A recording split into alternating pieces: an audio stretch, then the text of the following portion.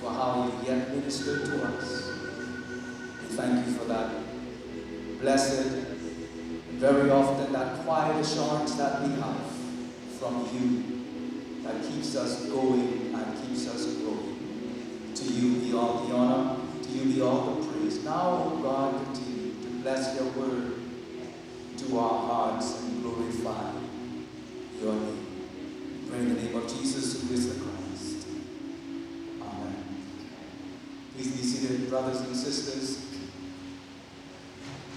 as on this second Sunday of Lent, I greet you in the wonderful name of our Lord and Savior, Jesus the Christ.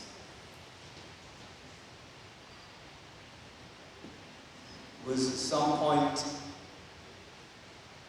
in the mid-part 20th century, concerning the award ceremonies that would often take place in North America, something that would be seen throughout the world, that an aspect of the entrance gained notoriety. In fact, almost upstaging the event itself. And is now simply being described or recognized as the red carpet.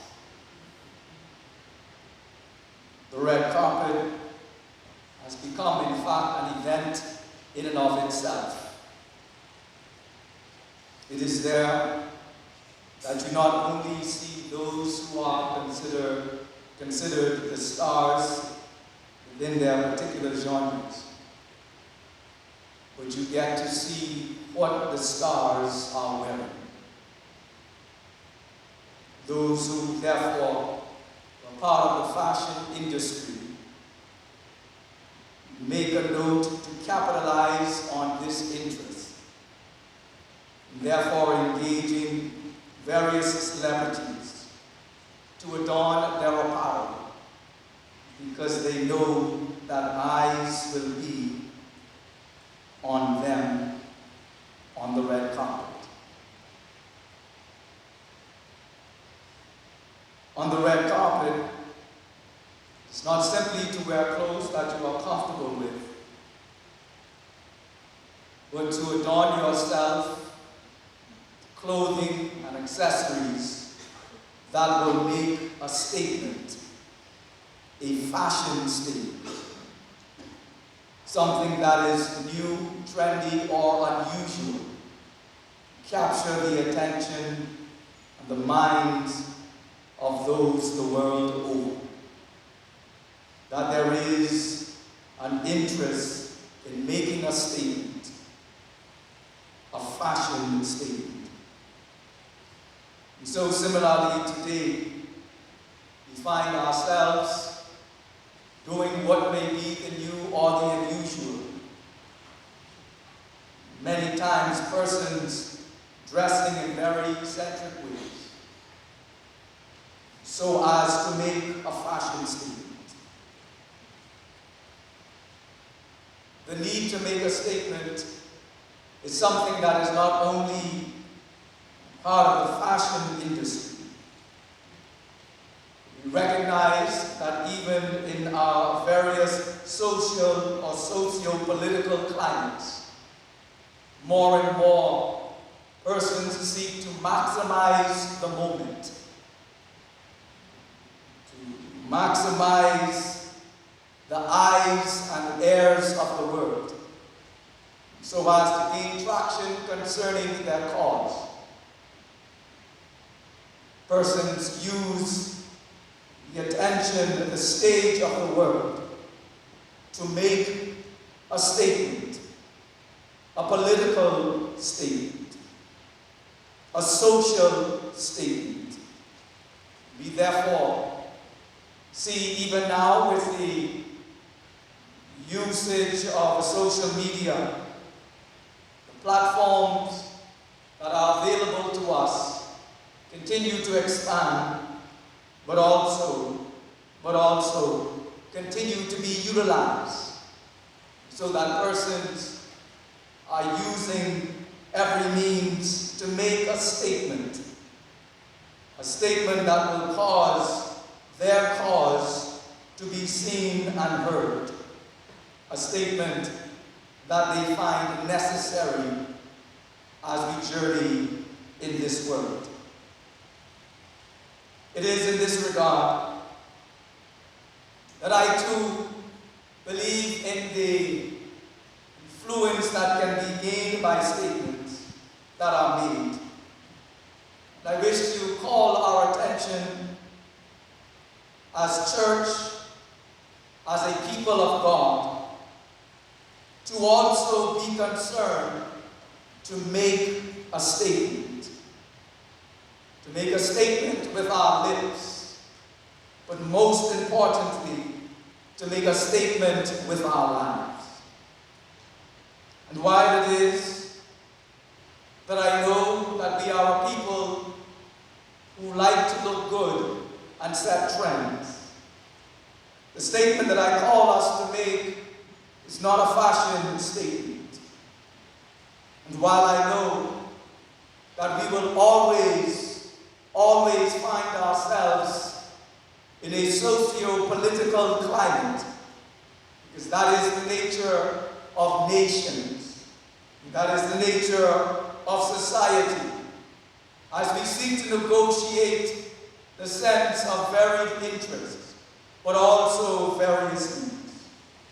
Even still, the statement that I call for us to make as a people of God is not first and fundamentally a political statement, but rather I wish to call us anew on this second Sunday in Lent to make a faith statement. To make a faith statement. Again, not simply with our lips, but with our lives. For we too, as a people of God, are mindful that we are yet in the world, and that every moment of our lives we find ourselves on the world's stage in one way, shape, or form. We have an opportunity because of relationship with God, and a responsibility because we are the people of God, to make a statement that is really a faith statement. Here, how can we be encouraged to do so? I address you not wanting to take too much of your time, but simply to encourage you, regardless of what we see happening around us, regardless of what others have devoted themselves to, that if we are the body of Christ, if we are the people of God, we must make a faith statement. Look at someone, tell them we've got to make a faith statement. We're going to say anything, do anything. Let us make sure that we are making a faith statement. As I thought about how I can share concerning this theme, this point of focus, didn't want to go to the text that came to my attention, because it is a text that we have heard from so many times. And certainly we have had the opportunity to share from.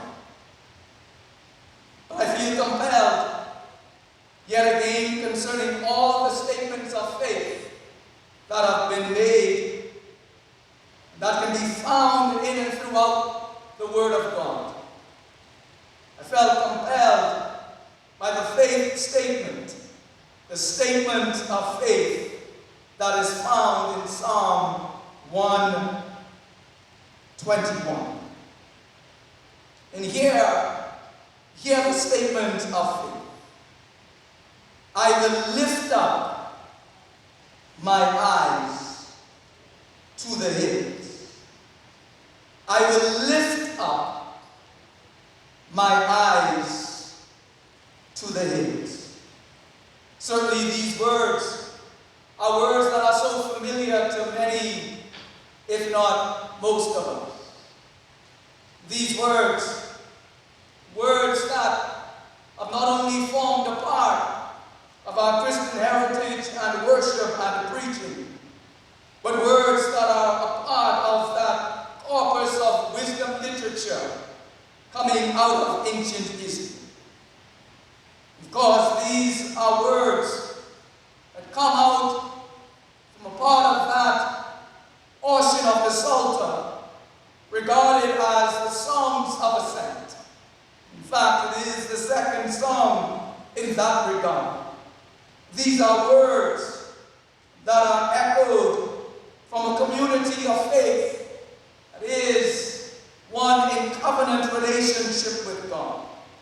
And therefore, these are words that the church itself also continue to herald as we share in covenantal relationship with God in Jesus the Christ. I will lift up my eyes to the hills. Statement, confident statement of faith. This statement, can I therefore suggest to us, shares some things with us that will be useful for our journey. At our 8 a.m. experience, we spoke about a move of faith. And now in our 11 a.m. experience, we are talking about making a faith statement, a statement of faith. Here's what I've discovered concerning this statement of faith that each of us are called as the people of God to offer. Firstly, it is a statement of wise dependence. It is a statement of wise dependence. If you notice, the psalmist opens up, I will lift up my eyes to the hills, and asks the rhetorical question, from where will my help come? Verse 2, my help comes from the Lord, who made heaven and earth. It is a statement of wise dependence. For here we find the psalmist declaring that he will lift up his eyes to the hills. The sense of Mount Zion is in view. For we know for ancient Israel, this is the location of the temple in Jerusalem. And there were those who were accustomed to making a sense of pilgrimage to this place. But it was not simply because they loved the mountain. It's really speaking of the encounter that they experienced on the mountain. For Mount Zion, the mountain range of Zion, is the place where they believe to be that sense of God's abiding presence. It is there that the psalmist suggests that as I live my life, I will lift up my eyes to the hills. That is, I will lift up my eyes to that place where I can encounter God. Because I recognize that coming out from God is the help that I need. Can I suggest that this is a faith statement, a statement of faith that reflects a sense of wise dependence. It's not that the psalmist is a part of a community that does not want to do anything and wants to be in a perpetual infantile state. No. This is a statement of wise dependence because the psalmist understands who he is, and he understands the community of which he is a part. He understands that this community is in covenant relationship with God. He understands that he is a part of a people who only exist because of God. The psalmist is one who understands that his life and life in general is because of God, and the call that he has and the call of the community has been issued by God. Therefore, the psalmist says, if ever I am going to live, move, and effectively have my being, if ever I am going to complete the assignment, if ever I am going to do all and to have all that God has apportioned for me, for us, in covenant relationship, it makes good sense for me to lean on the one who has created us, and to lean on the one who has called us, and to lean on the one who has all things under his control. That's why it is said that I'm going to lift my eyes to the hills, knowing that my help comes from the Lord. Watch this, who made heaven and earth. It is a statement of wise dependence. And why do I say it's wise dependence? Because the reality is all of us are really dependent on God, whether we know it or not. There are some who understand that outside of God we cannot be and we cannot do. It's only because of God. But there are those who live their lives and dependence on other things, for there are those who have a dependence not on the Creator, but on the created thing, the thing that I have been able to amass, the thing that I have been able to accrue. Therefore, there are persons who, while they are living and have amassed certain things, they understand that having a sense of wealth, having a sense of material wealth, and having a sense of monetary wealth, that's going to give you a certain measure of security, because you are going to be able to acquire some things with the money that you have. And in addition to acquiring some things, you're also going to be able to have a greater measure of influence and a greater measure of affluence. And that's why there are so many persons who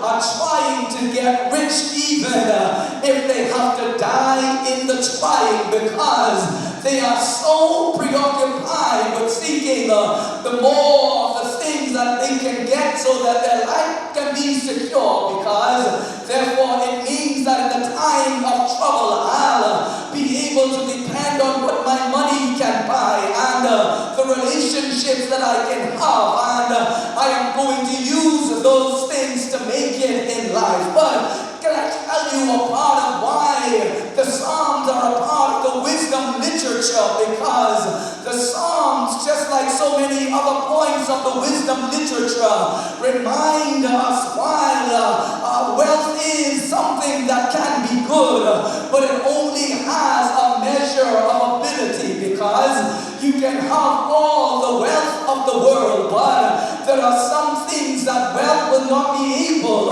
to get you out of. There are some things that money will not be able to conquer. There are some things that your connections, your political or social connections will not be able to get you out of. And that's why we are reminded that some people are trusting, they are trusting in their wealth, they are trusting in modern amenities, they are trusting in the powers of this world. But understand, the powers of this world are limited. Understand that your wealth is limited. Understand that the people that you may prize and put on a pedestal, they have their own points of limitation for. They will be around for a while, but after a while they may get sick. After a while they may face crisis. After a while the pressures of this world may get the better part of them, and they start to lose their sense and sensibility. And that's why we are told that even though some are trusting in the things of this world, and some are trusting in the idols of this world, the psalmist declares that I will remember the name of the Lord. The psalmist declares that in the midst of all of life's doing, I am going to lift my eyes unto the hills, because I recognize my help comes from the Lord. Sure, I can look to the kings of the nation. Sure, I can look to the wealth of the nation, but they are incomparable when it comes to the God of the ages. So when he says, I will lift my eyes to the hills, he's expressing a wise dependence on God. Because it's not just about living and living for self and self-will, but the psalmist is a part of a community that understands it is created by God, but also understands that it is called into covenant with God, and they have a special assignment to carry out in the world, and the only way they can carry out that assignment is with God's help. Make a statement. Make a faith statement. A statement that is characterized by wise dependence. Somebody say wise dependence. Not only is it a statement of wise dependence, it is a statement of singular devotion. It is a statement of singular devotion. When you listen to the psalmist, again he says, I will lift up my eyes to the hills. From where will my help come from? One of the things that I discovered is that whenever we find ourselves in difficult circumstances, whenever we find ourselves hard-pressed in life, what starts to happen is we find ourselves needing help and crying out for help. Part of the challenge is when you are in a desperate kind of frame of mind, means that you are in a position where you don't care how the help comes and where the help comes from. You don't mind the nature of the help. You just know, I'm in trouble and I need help. The challenge is that I discovered when I went to St. John's, Virgin Islands, we were engaged in a time of services. And the Lord reminded us there on that island that not every helping hand is a helpful hand. God reminded us that not every helping hand is a helpful hand. Because there are all kinds of remedies. There are all kinds of solutions. There are all kinds of persons suggesting to us that I have the solution to your problem. But not every solution or not every remedy is good for you. Now that's different from my saying that the remedy may feel good to you. But not everything that feels good is always good. And I've come to discover that sometimes this is how we get ourselves into trouble. Because I am old enough to know and still young enough to know that I was often amazed when I heard the preachers in my childhood years talking about how certain church people, we don't need to go to certain houses by night, and we don't need to go to visit this house and the next house, and we don't need to go and sprinkle salt this way, and we don't need, in other words, they were trying to say, not just to the world, but to say to church-going people, we don't need to go to witches and warlocks to get our business straight. And it blew my mind as a child, right there listening to the hymns being sung and the anthems, and I'm in church, and I was able to stop long enough in the midst of the playing to hear the preacher speak in this way. And with my little old mind, I was trying to figure out why would the preacher pastor find it necessary to say to good-going church people that they don't need to go to dark houses. But the more I grew up, the more I came into the faith, I recognized that the truth is, even though we can be very church-going, that we are not always indiscriminate when it comes to the help that we need or the help that we want. And so we find ourselves, some people getting uncomfortable. We find ourselves, even as good church-going people, got problem on the job. And somebody tell you, I know somebody who can help you with that. You find yourselves, therefore, going to some dark houses. And someone listening to you, telling you, hearing you talk about how you having problems concerning relationship, and how there is a man or woman you want, but they ain't quite want you like you want them. Oh, I know someone who can fix it for you. And they will fix it as such, so that his heart and her heart will be towards you. All you got to do is do such and such. Oh, I lived long enough to recognize or the trouble gets greater, you want something bad enough to make some moves, whether socially or politically. You need a stronger force.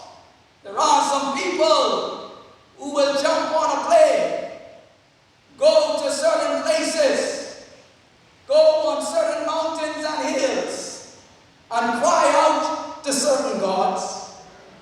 But the psalmist says, I'm in a tight spot, but I'm not in a desperate situation. Psalmist says, I know I'm facing trouble and I need help, but it's not any kind of help that I need. I don't care what the help promises. I don't care how tall the help is. I don't care how much money is promised. I will lift up my eyes to the hills, recognizing that the help that I need is a help that comes from God. The psalmist expresses a singular devotion to God, and there it is, the challenge. That as a people of God, we are bereft of a singular devotion. Somebody say a singular devotion. That means, regardless of what comes, my devotion is towards God.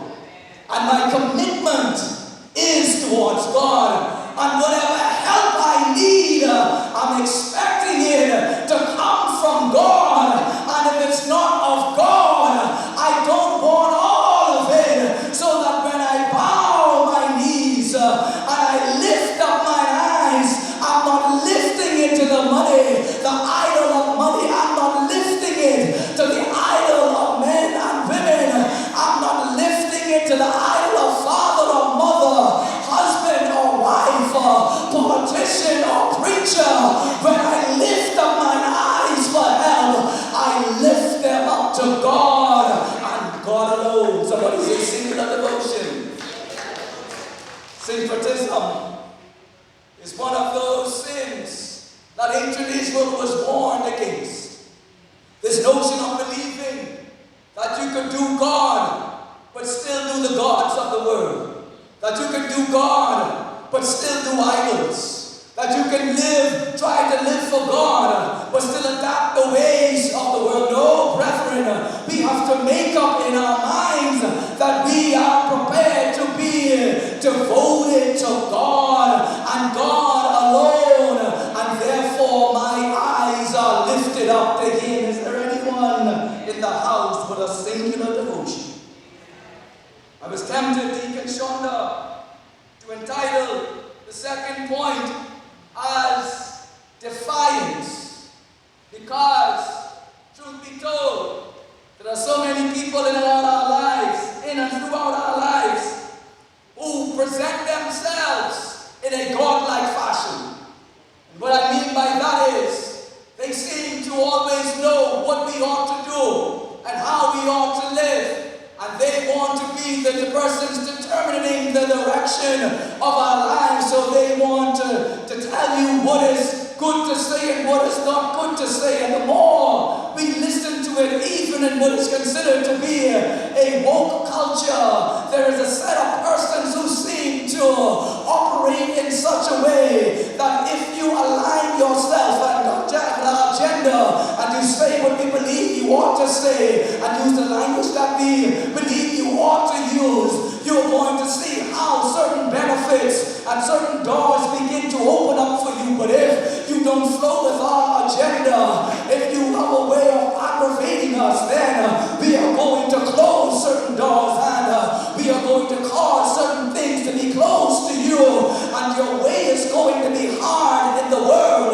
That's setting up yourself in a godlike fashion. And I wanted to say defiance because when the psalmist says, I'm going to lift up my eyes to the hills, it's almost as if he is saying, I am going to defy any culture and any power that seeks to call for my allegiance, and they are not God. The psalmist seems to say, I am going to defy the odds because I'm not going to do it your way. I'm going to do it God's way. I'm not dependent on your help.